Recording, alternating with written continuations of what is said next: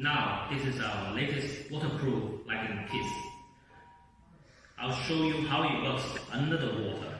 Now with this chip, with the driver and with the power supply, once I connect to the power and then the light is turned on, then I'll show you how it turns on under the water. Now this is a bottle of water. I put it under the water, I stick it on the edge. But firstly, I'll repeat, all this work should be operated by a certificated engineer. All the work should be operated by a certificated engineer. Now, I'll show you. I'll turn on the power, and then the light is successfully worked under the water. Now you can see the quality. And then you can see our water resistance under the water with IP67.